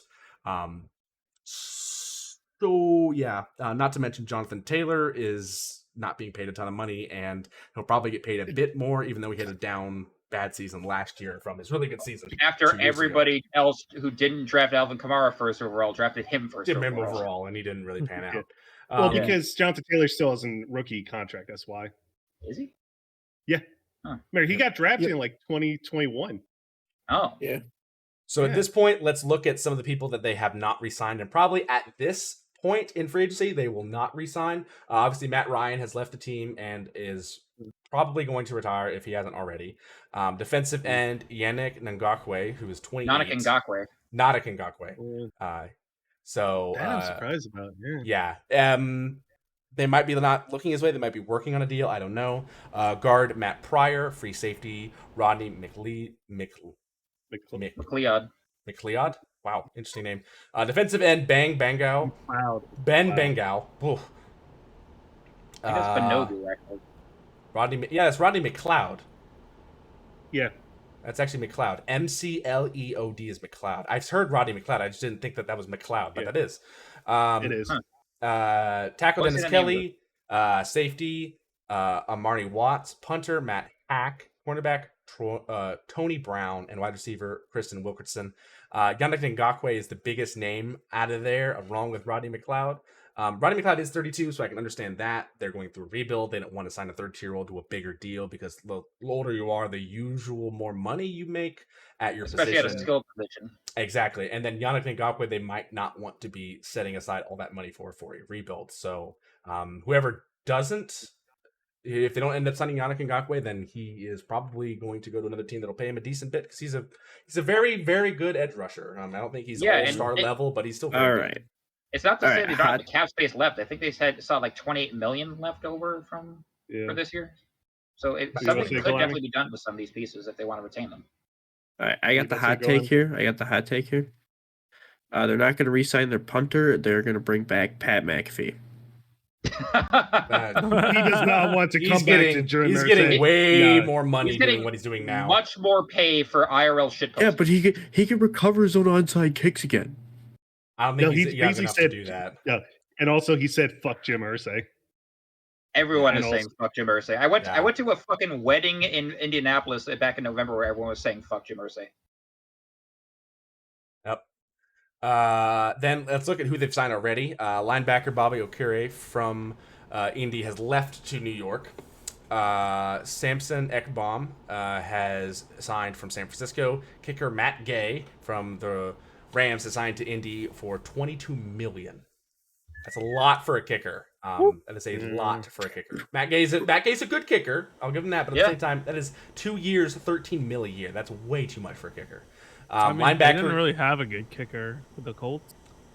No, they'd have you don't need a $13 million a year kicker. That's insane. No, I mean I don't even think fucking people like Adam Vinatieri would have gotten paid that much. Not back in his day. Hell no. How much does Tucker get paid right now? He's the highest paid kicker. So yeah, that's still more than that. But also that's Justin Tucker. Matt Gay's not Justin Tucker at all. Matt Gay's older too, isn't he? Yep. No. He should. I thought he is. Matt Gay was No, Justin Tucker's in his 30s. Really? Yeah, he's been around. Wasn't he part of the Super Bowl winning team with the I'm Raiders? pulling up on Spot Track right now. 1 second. He's valued $17.5 million guaranteed. Yeah, he's 33. 33 years. 4 years, 24 million at the moment. 4 years, 24 million. Okay. 17 a year. Okay. He's 33. Okay, yeah. So I guess he's been around. Okay. They have re-signed EJ Speed, inside linebacker. They have also re-signed wide receiver Austin Dudlin. They have let go of Brandon Frazier to Las Vegas. Paris Campbell went to the Giants. They have signed defensive tackle Traven Bryan from Cleveland. They got Gardner Minshew from Philly. The wide receiver is Isaiah McKenzie, has joined them from Buffalo. Chase McClung, kicker, has left for Tampa Bay. Brian Cowart, defensive tackle, has left for Kansas City. And they re-signed defensive end Khalid Kareem from their own organization. So not a lot of moves in free agency. The biggest signing, honestly, was Okure. They re-signed, Okure left. Samson Ekbom from San Francisco. They signed to a 1-year deal, which is a lot of money, $24 million. Also, Matt Gay was a big signing, but then it's a kicker. And then they also got Gardner Minshew on a really weird deal. But yeah, that's a big deal. Minshew Mania coming to Indianapolis. They need more than Mania, Minshew baby. Mania. They I need know, more I than know. Minshew Mania. They need so much more. They than need Minshew more than a Mania. guy who lives in a van. Dude, the guy's Who fucking. lives in a he's van? a Is a Chad. subpar QB. He's a fucking Chad. That's all I have to say. All right, let's move on down to the next team, Houston Texans. Load. There we go. Okay, Houston's season recap. 1. Yeah, 1. It wasn't -2. good. Well, it was. Here's the thing: no one No. expected them to be good. It's a 1 because they're trash and didn't get the first round pick. No. They have their That's first because of round pick, Lovie they just didn't get the Smith. first Basically overall. because Lovie Smith told Houston to go fuck themselves. That's Yeah. when he won the last game. So Hey, the you biggest gotta loss love- this team had was their last win, which caused them to lose the first overall pick. So that was their biggest loss, I think. They had a really just bad team Running on back. paper. Their running back was good. Yeah, their running back was good. What was his name? Devin Singletary. No. Not him. He was a it's not rookie. him. He was a rookie. He was up there Dameon with Pierce. offensive Dameon rookie of the year. Pierce. Dameon Pierce. Yeah. So Dameon Pierce was a bright spot for them, but again, they lost. They could have had the first overall pick this year. They lost it because they won their last game. So they lost that to the Bears, which I'm sure Mamba's happy about, but at the same time, not good for their organization. They got rid of Lovie Smith, which was probably a good decision. He wasn't working out for them. But at the same time, this team was not expected to do well, and they actually, they were not. They've been in a bad state ever since Matt Schaub has left. Even when Matt Schaub was there, some of those leaders weren't great either. But they weren't expected to do well, and they did everything everyone expected them to do except get the second overall instead of the first overall pick. So a bad season, but nothing out of the ordinary. I was saying this when all the way back, even when they got eliminated during the season. Like this season's just gonna be a wash for them, and probably for the next few years, which is how badly Bill O'Brien fucked them up before he left. Yeah, his moves set them back at least a decade. It's bad. They've still got a lot of work to do, and I don't think firing a head coach every single year is going to fix that. So they need. Lovie Smith was set up to fail because he wanted Colt McCoy because of Texas. Colt McCoy. It was either Colt McCoy or like some random Texas quarterback Texas University quarterback. It's weird. So Jesus. Their cap space is $22 million, so they're in a great spot to sign some big free agents. They didn't really sign a ton of huge names, but they signed some solid names in the offseason. We'll get to that in a minute. But they still have a ton of cap space. They're probably also preparing to get other people come in next year, along with how they see that whatever quarterback they're probably going to get, because they're going to get the second pick in the draft. So their picks this year, obviously first round number 2 and first round number 12. They also have second round number 33, 2/3, 65 and 73, a fourth, 104, a fifth, 161, 3/6, 188, 201 and 203, and then 2/7, 230 and 259. Damn, and I think they're doing work in free agency. Holy draft picks, Batman. 7, 8, 9, 10. They have 12. Yeah. They have 12 picks in this draft, at least one in every round, including 2 first-rounders, both of them in the top half of the That shit's picks. great. That is insane. They could have a draft class like the Jets had last year if they draft right, but that's the key. Will they draft right? We'll only see in a couple weeks. Probably not. I mean, it's basically, we're going to look at this draft in the future with 2020 vision, and it's going to all come down to what Carolina does. What is Carolina going to do with that first pick? If they pick the right guy, they pick the right guy. But if they don't pick the right guy, guess who gets the right guy? The Texans. Houston. So it all depends on what Carolina does. If they end up picking Bryce Young and he turns out to be shit and CJ Stroud's hot, the best quarterback that we've seen in a little while out of the draft, then the Texans are going to look great. But if then CJ Stroud's a good quarterback and he goes to Carolina and Bryce Young goes to Texans and he doesn't look good, or vice versa or whatever, it's basically all dependent on how these players turn out and who Carolina picks. They could both be great. You never know. Then as far as signings, we have a lot to get to from who they've signed, but players they haven't signed.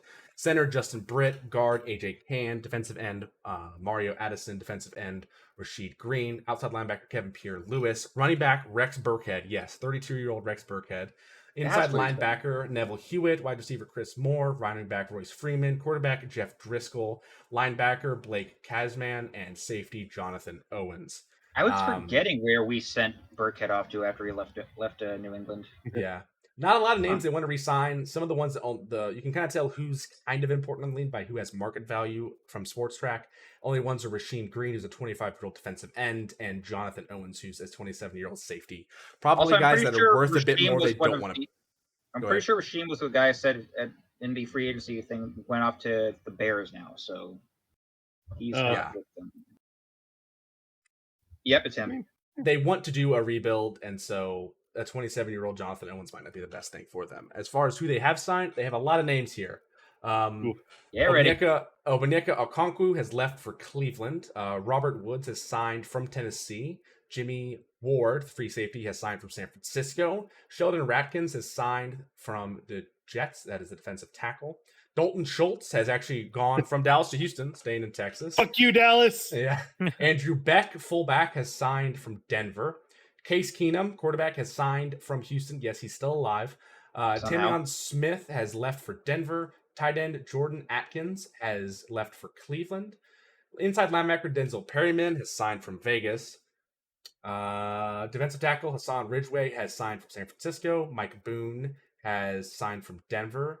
Running back Devin Singletary has signed from Buffalo. Wide receiver Noah Brown has signed from Dallas. Inside linebacker Corey Littleton has signed from Carolina. They re-signed cornerback Tavir Thomas. Defensive end Chase Winovich has signed from Cleveland. Guard Justin McCray has left for Carolina. Jalen Reeves-Maybin has left for Detroit. They have signed wide receiver Steve Sims Jr. from Pittsburgh. Guard Michael Dieter has signed from Miami. Then tight end OJ Howard has left for Vegas. Quarterback Kyle Allen has left for Buffalo. Wide receiver Philip Dorsett has left for Vegas. And outside linebacker Derek Rivers has re-signed with Houston. They've had a lot of moves, but again, some pretty good ones. Like Robert Woods is a pretty good wide receiver. He'll definitely fill up the role that Brandon Cooks left. Dalton Schultz is an amazing pickup. He was probably one of the best targets for Dak Prescott last year. That's really going to hurt the Cowboys. Some good backup quarterbacks that'll help whatever QB is going to be drafted in Case Keenum, as well as I think they signed another one down here. No, they let Colin go. And then Devin Singletary is probably going to be a good running back in that rotation. I think Jimmy Ward was a good pickup too. As well, yeah. Jimmy Ward. Jimmy Ward's also a good pickup. He's older for a safety, but he's still pretty solid. Yeah, him and Schultz are probably, I think, are the best two pickups here. I don't know what to think about Devin Singletary yet. He kind of had a down year with Buffalo, so but Buffalo barely runs the ball. That's the thing. So he might break out, and he'll probably be running back number 2 behind Pierce. Yeah, they don't take our advice whatsoever. They don't run the damn ball. They don't run the damn ball. But yeah, nothing.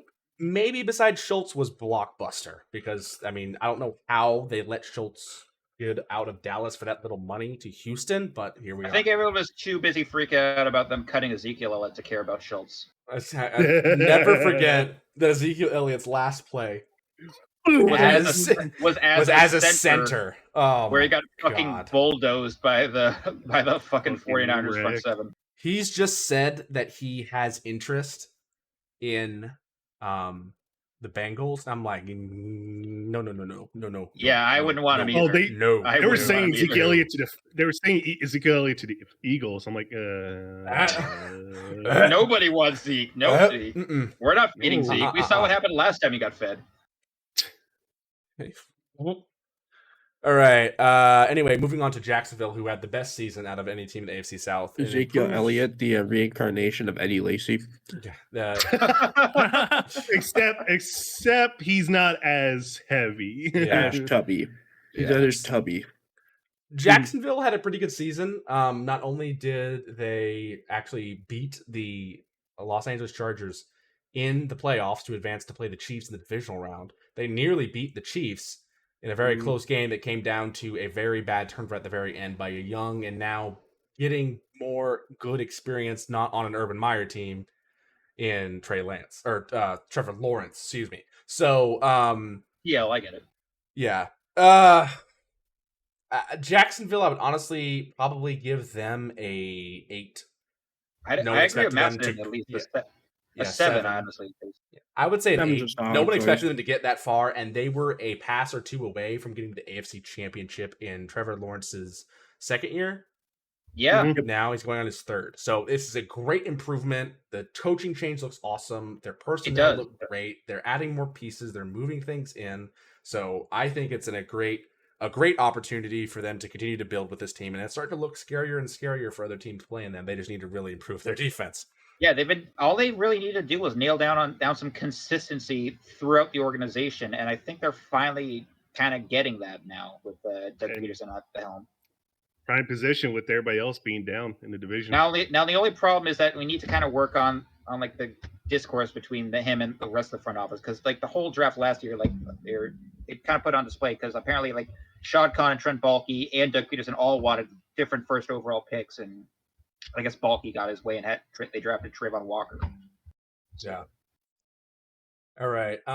They have 9 picks in total in this draft. The first round, number 24. Second round, number 56. Third round, number 88. 2 fourths, 121 and 127. No fifths, but 3 sixths, 185, 202, and 208. And then 1 seventh, number 226.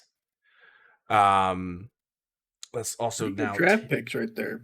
Pretty good, yeah. We'll take a look at their free agents. They have not decided to re-sign Shaquille Griffin, cornerback, defensive end Dewame Smoot, tight end Dan Arnold, defensive tackle Corey Peters, and tackle Brandon Murphy.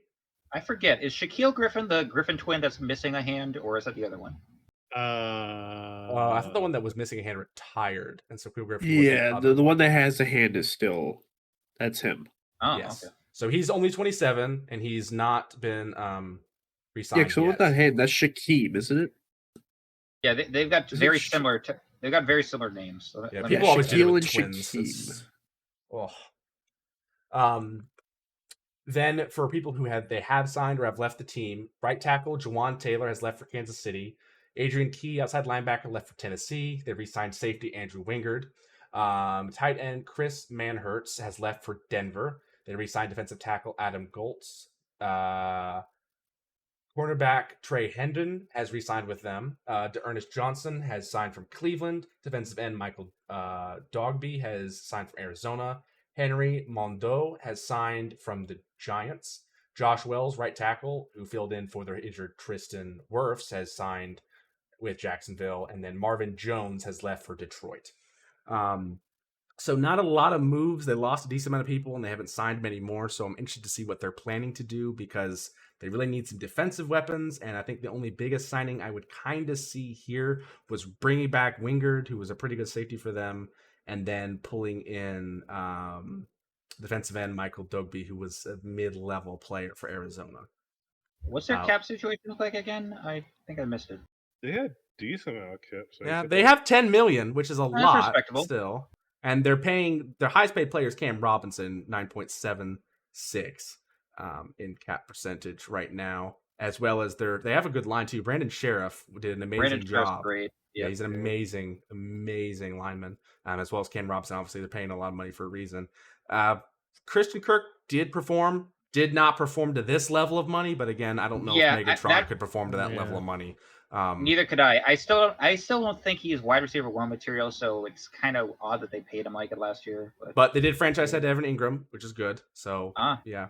But they're going to have to worry about his contract, Calvin Ridley's contract, and Josh Allen's contract. But bringing in Calvin Ridley will be great for them once he gets cleared from, betting in sports books, which the NFL endorses, but allows their players to.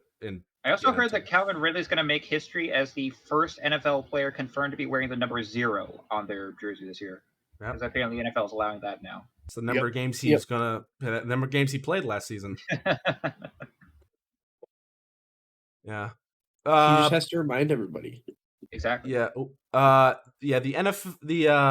Jaguars haven't done a lot in free agency, and that kind of concerns me. They might be taking a step back, but their draft could be crazy. They could make some moves in the draft with trades. Who knows? So right now it doesn't look great. Again, it's not bad, but they didn't improve and they didn't really lose a ton of talent. They're just kind of sitting in this level. And at this point, you're on the cusp. Midsection. Yeah, you're on the cusp of like getting somewhere. So you might want to extend it a bit more. I don't think Calvin Ridley is the one piece you need. I think a lot more of them are defensive pieces, but who knows? I feel like they definitely could probably like up that O-line just a little bit more, maybe get a nice defensive back in the draft. Have to know a piece of like Brian Branch from Alabama. Yeah. But I don't know if he's going to fall that far. He's still like rated pretty high, but who knows? Being that midsection is always the toughest thing. It's like we could try and just keep as much as we have because, they were just one step away. Yeah. You just go for it that way. Or you can go, okay, we need this, this, and this, and we're just going to make the jump. Or, like you completely backwards because of that. Blow it all up, yeah. I remember it is the toughest decision ever. Bengals were in the fucking middle of that thing for a while with Marvin Lewis. They were just sitting there doing nothing. They weren't getting anywhere. They were getting the playoffs, but they were bumped by the Texans every year. So I'm like, or that year in 2016 where you were very close and then Vontaze Burfict fucked you over. Yeah. So minor things. I'm like, it just, and then eventually we decided, fuck it, we're gonna rebuild, and we got blessed with Joe Burrow, Jamar Chase, Joe Mixon, T. Higgins, and lucky crew. you boys. So I'm now starting to think like I don't know why they were so high on you drafting Penei Sewell and freaking out with Jamar Chase. Penei Sewell is still very good. Penei Sewell is still amazing. And if you look at it, why didn't we win the AFC the Super Bowls? Because we couldn't block. But also at the same time, I don't think we would have gotten there if we didn't Jamar Chase. So it would have been great if we would have had 2 draft picks. I could get Penei Sewell and Jamar Chase, but it wasn't that way. So. We'll see. And also because the refs got whistle happy in that fourth quarter, but that's that pass interference call on Logan Wilson still was not the right call, but it is what it is. The final team, the AFC South, that we'll cover today is the Tennessee Titans, who it was a collapse in slow motion for them. I don't even know where to. They went on one of the longest losing streaks in NFL history. They now only have $7 million in cap space. And Ryan everything Tannehill about this roster is just screaming you need to rebuild. Like, yeah, there was only one Malik game Willis, when Ryan Tannehill looked good. Yeah, and then Malik Willis also was not good as quarterback either. And that draft pick for them is dead. So I would say probably a 3. It ended horribly for them, but started well. Yeah. 2. As far as the cap space, I'd like to point out that about 16% of the total cap is being made and given to Ryan Tannehill. Next closest is 8.5% to free safety Kevin Byard. Derrick Henry's only making 7.9% right now and has a few years left on his contract. So, and also in that is D'Amico Autry, Jeffrey Simmons, Harold Landry, all defensive stalwarts for them. Amani Hooker. Yep, they have a lot of defensive players, but their offense can't do much. They're the exact opposite position of the Jags. I got to witness the only game Ryan Tannehill played good. Yeah, it's against the freaking Packers because we were so worried about Derrick Henry. And then also the trick. Also, that was literally all we cared about Derrick Henry, and then all of a sudden Ryan Tannehill could throw a football. And also the AJ Brown replacement and Trayvon Burks. He had not even that. They got Robert Woods. They had Robert Woods that year before he left. Yeah, and now it's now all your wide receiver room just consists of mainly Treylon Burks as your big name, and he didn't really have a very decent rookie year compared to other. Well, they have somebody with a funny name. Thank you, Titans, for AJ Brown. Is he Burks? Nick Westbrook. Racy McMath. Is that it? No. They had a funny guy he might have left the team, so we might have to look later. But I remember in some of the previous episodes of Football Stooges, we've been looking at the Tennessee Titans games, and they had a guy that was coming up that had a funny name for them. I can't remember. But anyway, they have only six draft picks: a first rounder, number 11, a second rounder, number 41, a third rounder, number 72, no fourths, 1 5th, 147, a 6th, 186, and 1 7th at 228. So not a lot of picks for them this year. And with only $7 million in cap space, I mean, it's basically over. It's not looking too great for him. No. Let's see here. As far as people, Mom, we'll be back in a second. As far as people they have not signed back yet, Bud Dupree, outside linebacker, left tackle Taylor Lewan, who did he retire or is he still trying to sign with the team?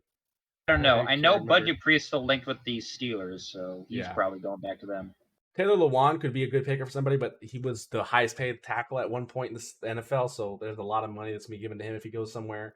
Inside linebacker, Zach Cunningham. Center, Ben Jones. Tight end, Joffrey Swaim. Safety, AJ Moore. Kicker, Randy Bullock. Running back, Dontrell Hillard. Running back, Traven Cannon. Cornerback, Terrence Mitchell. Defensive end, Mario Edwards. Outside linebacker, Joe Jones. Safety, Andrew Adams. Defensive end, Deshaun Hand. Cornerback, Joshua Kalu. And wide receiver, Cody Hollister. As far as people who they have signed or have left, guard Nate Davis has left for Chicago. Tackle Andre Dillard has signed from Tennessee from Philly. Outside linebacker Andre K has signed from Jacksonville. Arden K, has signed from Jacksonville. Defensive end DeMarcus Walker has signed with Chicago. Robert Woods has signed with Houston. David Long has left for Miami. Tackle Daniel Brunkshill has signed from San Francisco. Ayiz Al-Shahir, linebacker, has signed from San Francisco. Luke Gifford, linebacker, has signed from Dallas. Sean Bunting has signed from Tampa Bay. Dennis Day has signed to Arizona. Austin Hooper, tight end, has left for Vegas. Wide receiver Nick Westbrook has re-signed. Fullback Tevin Wesco has signed from Chicago to Tennessee. Dylan Cole, the inside linebacker, has left for Chicago. Cornerback Lonnie Johnson has left for New Orleans. Defensive tackle Kevin Strong has left for Arizona. Right tackle Levon Clark has left for Pittsburgh, and they've re-signed center Corey Levin. Not a lot of big moves. The biggest name they lost was probably Robert Woods. A bunch of mediocre moves for a team that's probably going to be mediocre or bad. So probably not great for them. Not great at all. No, they're probably going into a bit of a dark age here. I don't know how long it's going to be. Yeah. So yeah. Not good for Tennessee. They definitely need to rebuild, and that means getting rid of Ryan Tannehill. But I don't think anybody wants Ryan Tannehill at this point in his career.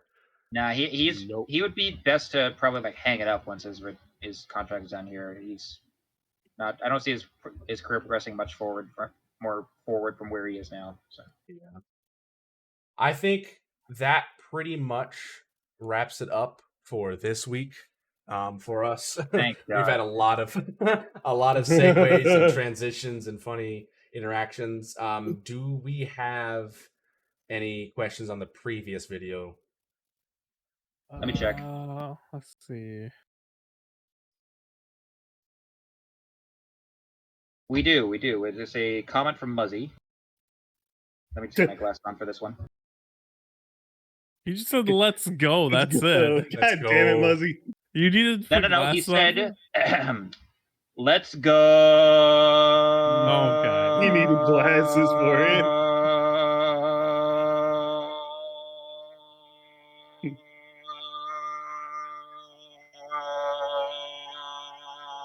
I meet him.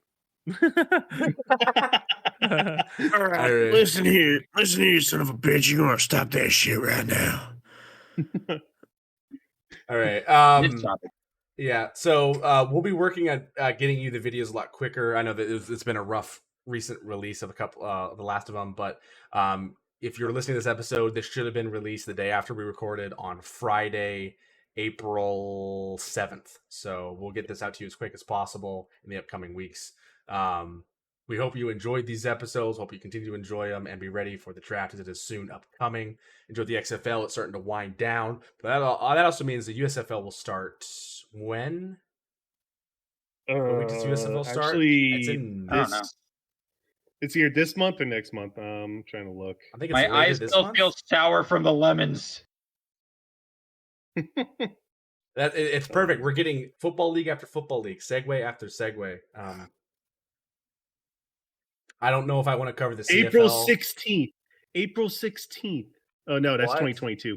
Wait, no, what? that was 2022. Yeah, I was about to say that I haven't heard anything about the USFL. Nope. No, I think the USFL April 15th. April 15th.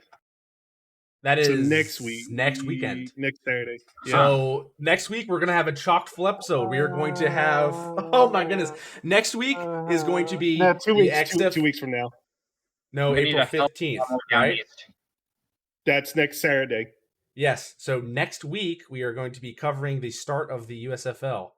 Oh, okay. Yeah. So next week we're going to be talking about the XFL, the USFL, and the final divisional wrap up for the NFC West. So, Gorlami sell it here with fucking beer. Oh my god. You all right, Macedon, or is this too much football? USFL. Kind of too much football. Like also he's in football overload. Yeah. But hey, we're the Football Stooges. This is what we do. We hope you enjoyed. This man can't handle his football. We hope you enjoyed this episode. Please like and subscribe to this podcast in the video form that you find it, or in any other audio form that you do. We hope you enjoyed this episode, and we'll hope to see you again next week. For myself, for Mamba, for Macedon, for K-Duff, and for Stone Cold Gorlami. We will see you in the next one. I drank a beer. What? I'm trying to get another beer. What? All right, let's end this episode. Have a good night and run the damn ball. See ya. What the fuck was this episode, man?